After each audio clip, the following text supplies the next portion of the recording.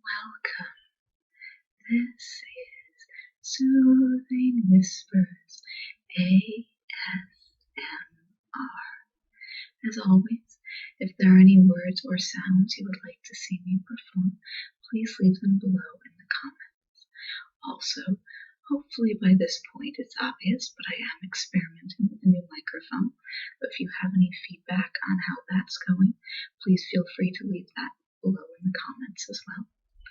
Tonight I thought we could return to an old favorite, specifically Nesbitt's The Book of Dragons. We have previously covered chapters 1 and 2, so tonight I will read chapter 3, which is called The Deliverers of Their Country. It all began with Effie's getting something in her eye. It hurt very much indeed, and it felt something like a red-hot spark, only it seemed to have legs as well, and wings like a fly. Effie rubbed and cried, not real crying, but the kind your eye does all by itself without your being miserable inside your mind. And then she went to her father to have the thing in her eye taken out. Effie's father was a doctor, so of course he knew how to take things out of eyes. He did it very cleverly with a soft paintbrush dipped in castor oil. When he had gotten the thing out, he said, "This is very curious." Effie had often got things in her eye before, and her father had always seemed to think it was natural, rather tiresome and naughty perhaps, but still natural. He had never before thought it curious. Effie stood holding her handkerchief to her eye and said, "I don't believe it's out. People always say this when they have had something in their eyes." "Oh yes, it's out," said the doctor. "Here it is, on the brush. This is very interesting." Effie had never heard her father say that about anything that she had any share in. She said, "What?" The doctor carried the brush very carefully across the room and held the point of it under his microscope. Then he twisted the brass screws of the microscope and looked through the top with one eye. "Dear me," he said, "dear, dear me. 4 well-developed limbs, a long caudal appendage, 5 toes, unequal in lengths, almost like one of the Lacidae, yet there are traces of wings." The creature under his eye wiggled a little in the castor oil, and he went on, "Yes, a bat-like wing, a new specimen, undoubtedly. Effie, run round to the professor and ask him to be kind enough to step in for a few minutes." "You might give me a 6pence, Daddy," said Effie, "because I did bring you the new specimen. I took great care of it inside my eye, and my eye does hurt." The doctor was so pleased with the new specimen that he gave Effie a shilling, and presently the professor stepped round. He stayed to lunch, and he and the doctor quarrelled very happily all the afternoon about the name and the family of the thing that had come out of Effie's eye. But at tea time another thing happened. Effie's brother Harry fished something out of his tea, which he thought at first was an earwig. He was just getting ready to drop it on the floor and end its life in the usual way, when it shook itself in the spoon, spread out 2 wet wings, and flopped onto the tablecloth. There it sat, stroking itself with its feet and stretching its wings, and Harry said, "Why, it's a tiny newt." The professor leaned forward before the doctor could say a word. "I'll give you half a crown for it, Harry, my lad," he said, speaking very fast, and then he picked it up carefully on his handkerchief. "It is a new specimen," he said, "and finer than yours, doctor." It was a tiny lizard, about half an inch long, with scales and wings. So now the doctor and the professor each had a specimen, and they were both very pleased. But before long these specimens began to seem less valuable.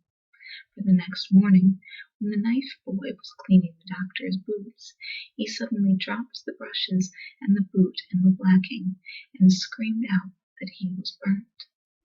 And from inside the boot came crawling a lizard as big as a kitten with large, shiny wings.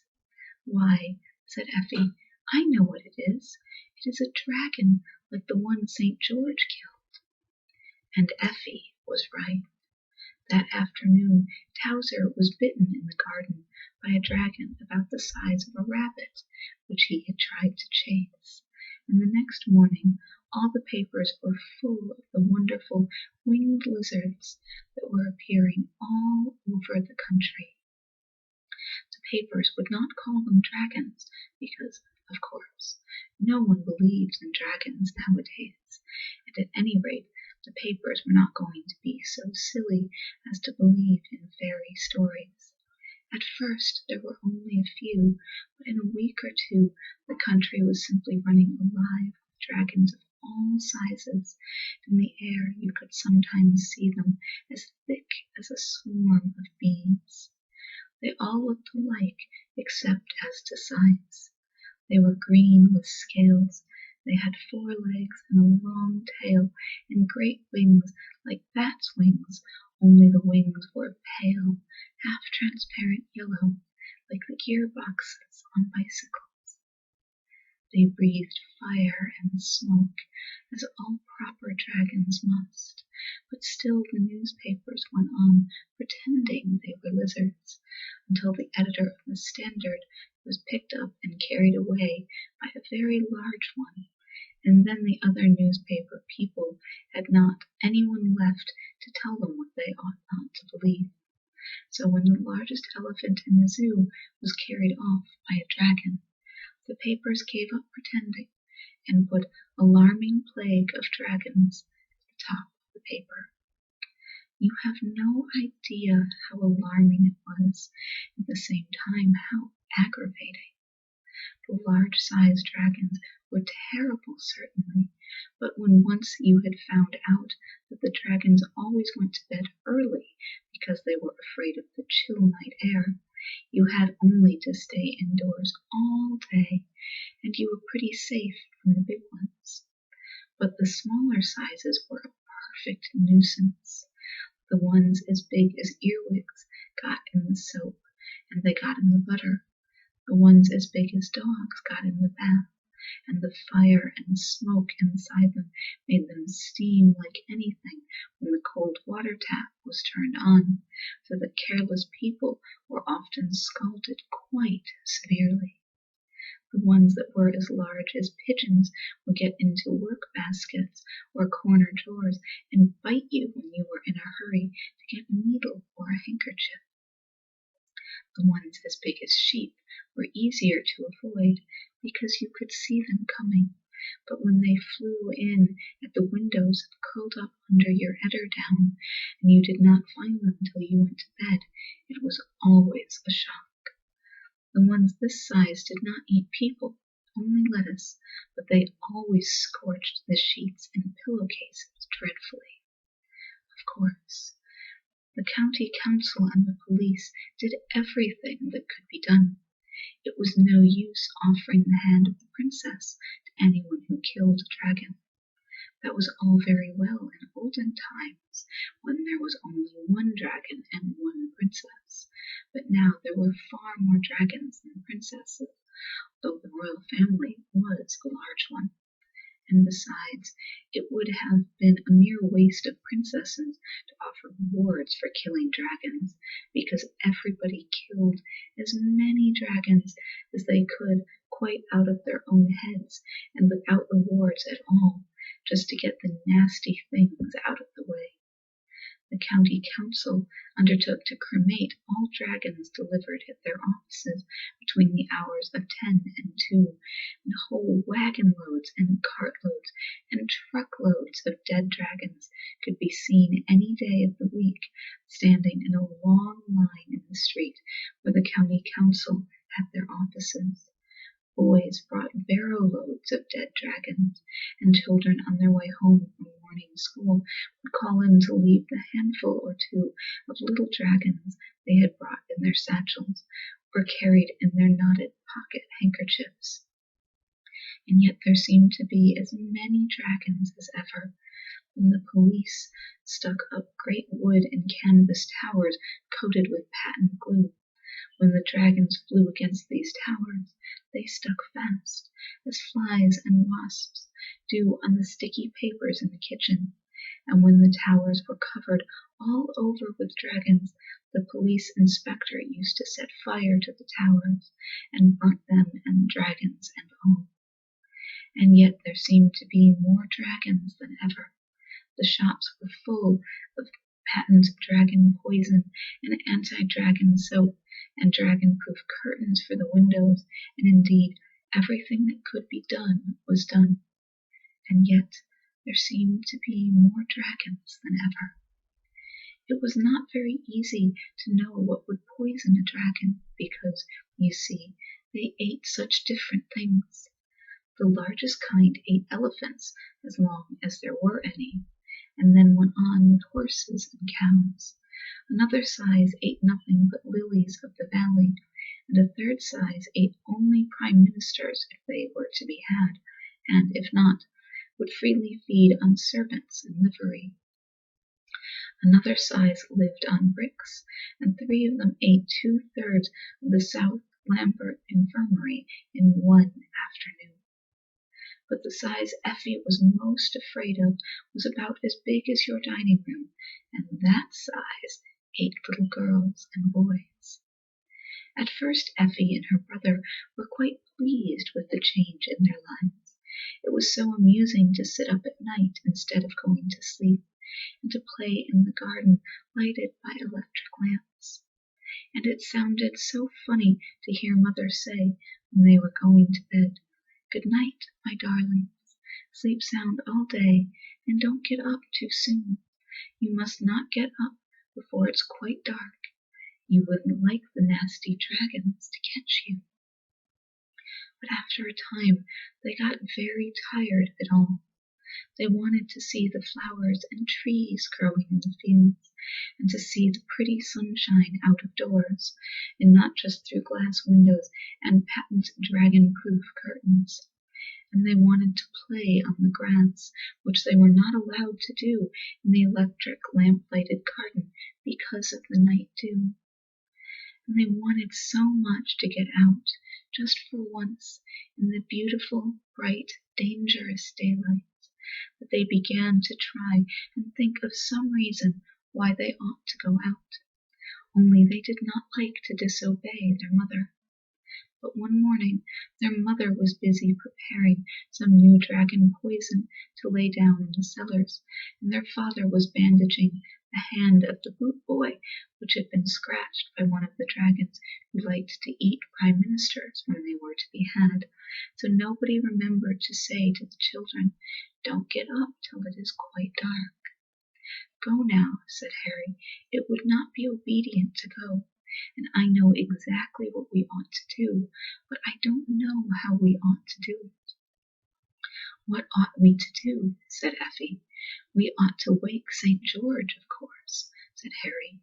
"He was the only person in his town who knew how to manage dragons.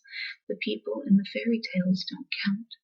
But St. George is a real person, and he is only asleep, and he is waiting to be waked up. Only nobody believes in St. George now. I heard Father say so." "We do," said Effie. "Of course we do. And don't you see, that's the very reason why we could wake him. You can't wake people if you don't believe in them, can you?" Effie said no, but where could they find St. George?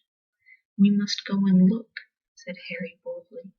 "You shall wear a dragon-proof frock made of stuff like the curtains, and I will smear myself all over with the best dragon poison, and—" Effie clasped her hands and skipped with joy and cried, "Oh, Harry, I know where we can find St. George. In St. George's church, of course." Said Harry, wishing he had thought of it himself. "You have a little sense sometimes for a girl." So the next afternoon, quite early, long before the beams of sunset announced the coming night, when everybody would be up and working, the two children got out of bed. Effie wrapped herself in a shawl of dragon-proof muslin. There was no time to make the frock. And Harry made a horrid mess of himself with the patented dragon poison. It was warranted harmless to infants and invalids, so he felt quite safe. Then they joined hands and set out to walk to St. George's Church. As you know, there are many St. George's churches, but fortunately they took the turning that leads to the right one and went along in the bright sunlight, feeling very brave and adventurous.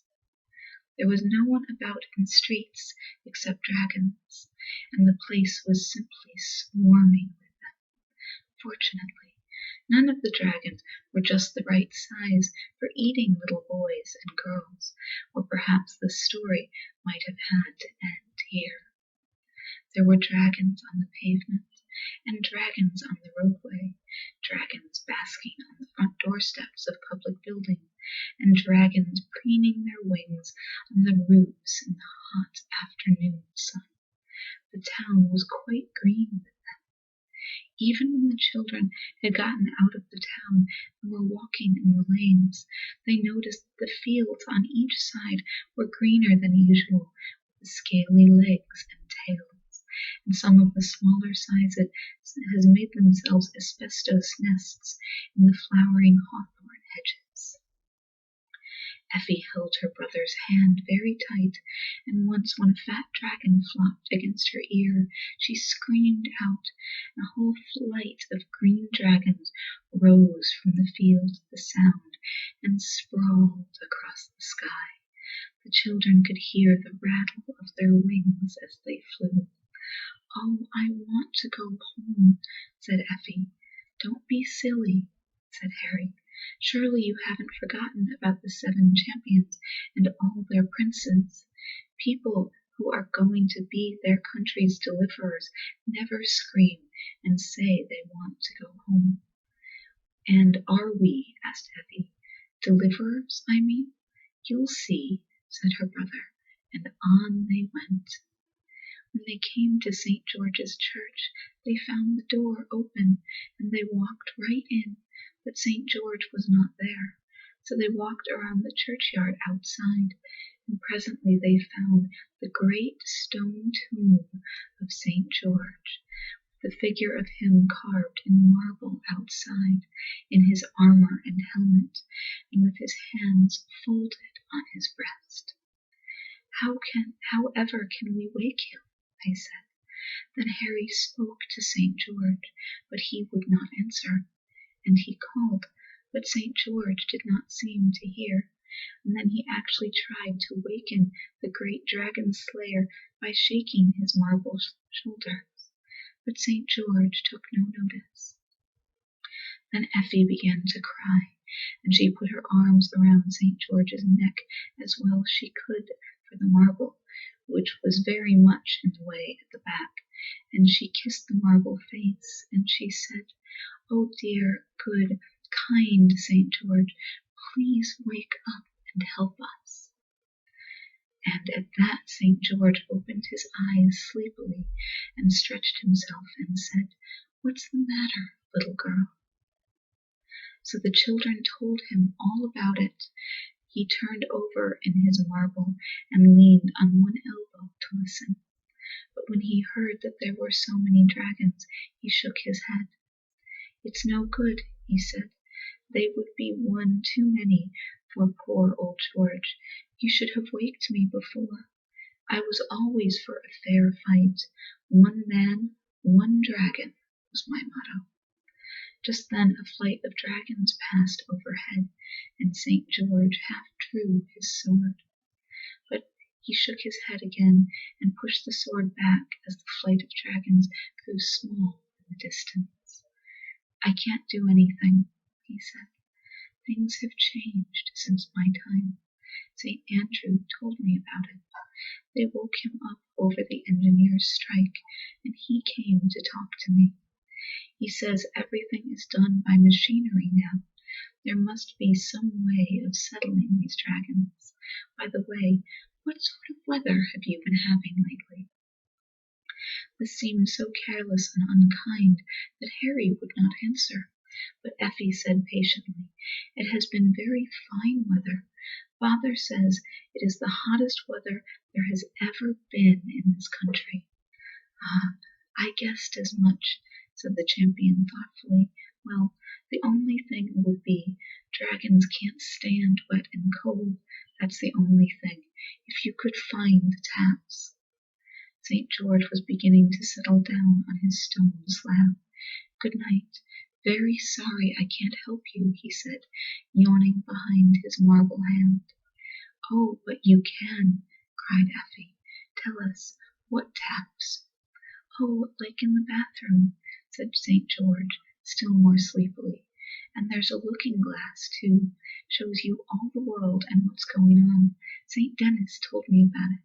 Said it was a very pretty thing. I'm sorry, I can't. Good night." And he fell back into his marble and was fast asleep again in a moment. "We shall never find the tap," said Harry. "I say, wouldn't it be awful if St. George woke up when there was a dragon near, the size that eats champions?" Effie pulled off her dragon-proof veil. "We didn't meet any of the size of the dining room as we came along," she said. "I dare say we shall be quite safe." So she covered St. George with the veil, and Harry rubbed off as much as he could of the dragon poison onto St. George's armor, so as to make everything quite safe for him. "We might hide in the church till it's dark," he said, "and then—" But at that moment a dark shadow fell on them, and they saw that it was a dragon exactly the size of the dining room at home. So then they knew all was lost. The dragon swooped down and caught the two children in his claws.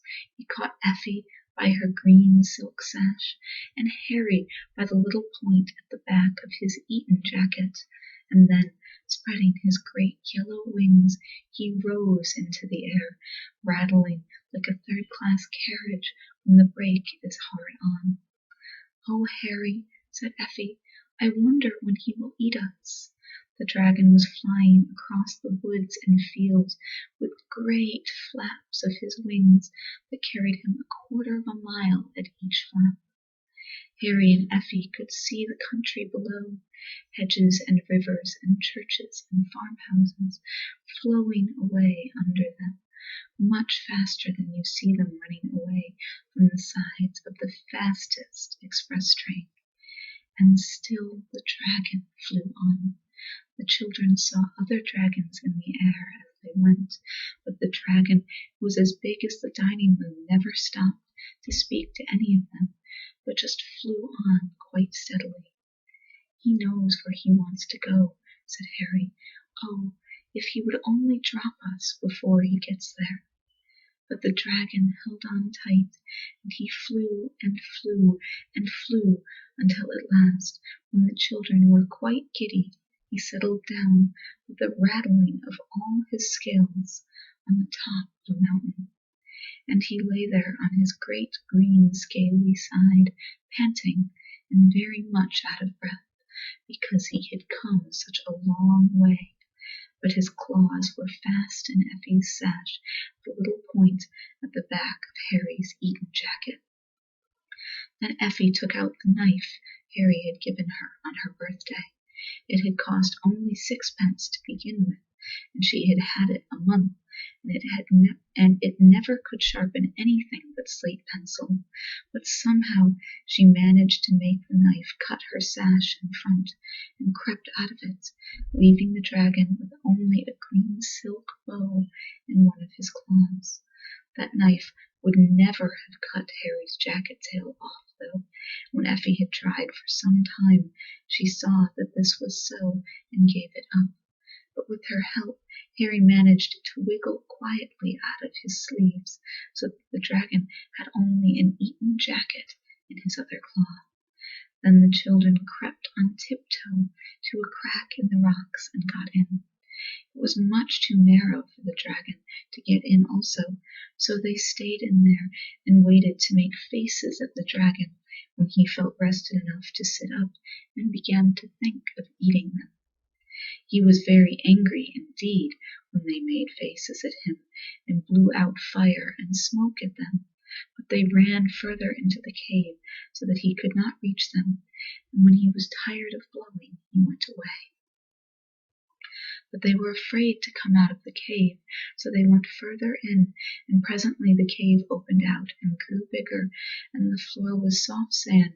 When they had come to the very end of the cave, there was a door, and on it was written, "Universal Tap Room, Private, no one allowed inside."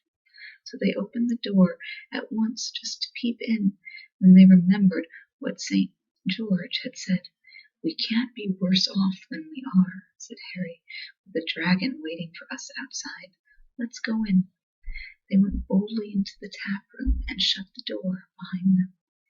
And now they were in a sort of tap room cut out of the solid rock, and all along one side of the room were taps, and all the taps were labeled with china labels like you see in baths.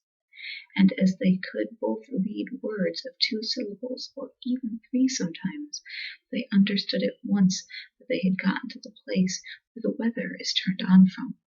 There were 6 big taps labeled sunshine, wind, rain, snow, hail, ice, and a lot of little ones labeled fair to moderate, showery, south breeze, nice growing weather for the crops, skating, good open weather, south wind, east wind, and so on. And the big tap labeled sunshine was turned full on.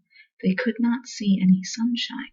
The cave was lighted by a skylight of blue glass, so they supposed the sunlight was pouring out by some other way, as it does with the tap that washes out the underneath parts of patent sinks in kitchens. Then they saw that one side of the room was just a big looking glass, and when you looked in it, you could see everything that was going on in the world, and all at once too, which is not like most looking glasses. They saw the carts delivering the dead dragons at the county council offices, and they saw St. George asleep under the dragon-proof veil. And they saw their mother at home crying because her children had gone out in the dreadful, dangerous daylight, and she was afraid a dragon had eaten them. And they saw the whole of England like a great puzzle map, green in the field parts and brown in the towns, and black in the places where they made coal and crockery and cutlery and chemicals. And all over, on the black parts and on the brown and on the green, there was a network of green dragons. And they could see that it was still broad daylight, so no dragons had gone to bed yet. Effie said, "Dragons do not like cold."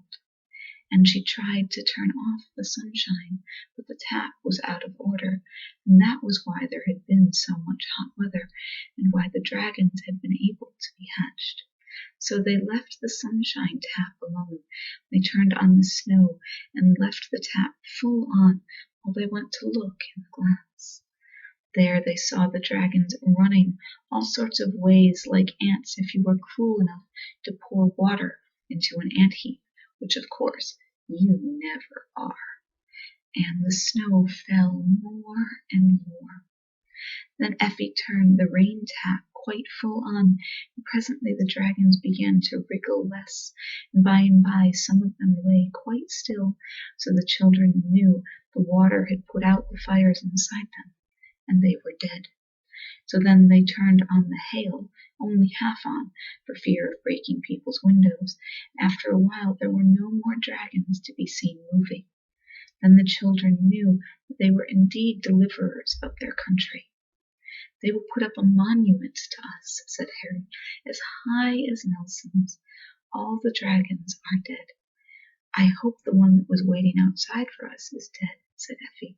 "About the monument, Harry, I'm not so sure.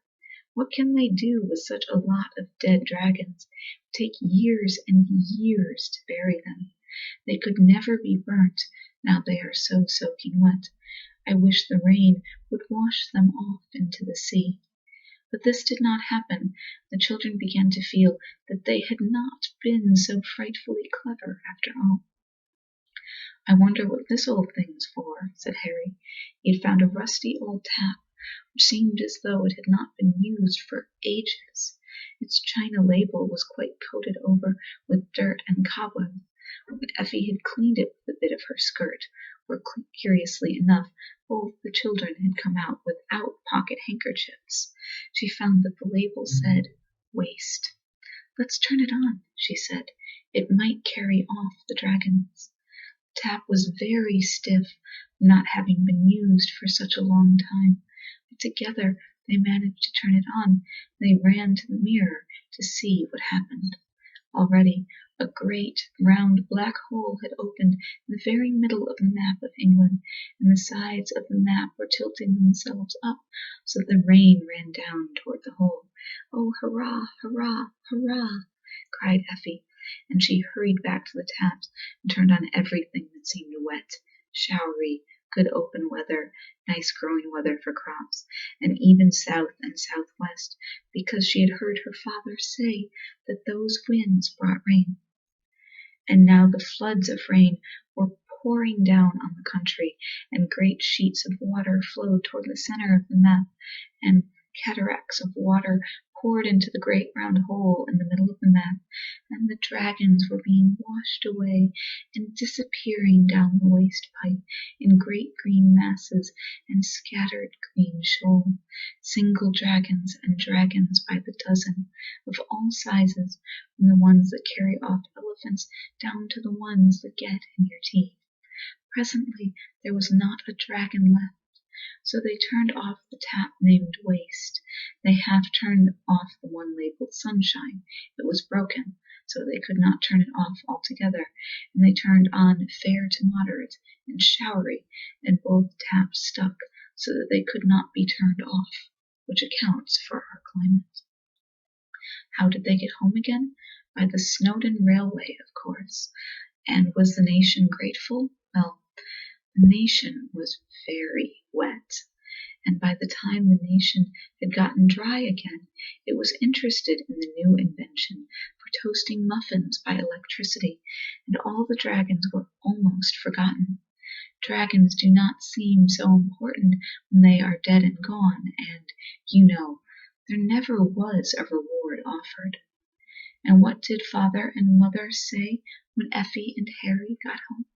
My dear, that is the sort of silly question you children always will ask. However, just for this once I don't mind telling you. Mother said, "Oh, my darlings, you're safe, you're safe. You naughty children, how could you be so disobedient? Go to bed at once." And their father, the doctor, said, "I wish I had known what you were going to do. I should have liked to preserve a specimen. I threw away the one I got out of Effie's eye. I intended to get a more perfect specimen. I did not anticipate this immediate extinction of the species." The professor said nothing, but he rubbed his hands. He had kept his specimen, the one the size of an earwig that he gave Harry half a crown for, and he has it to this day. You must get him to show it to you. The end. And with that, it has gotten very late, so I wish you all a wonderful night and very sweet dreams.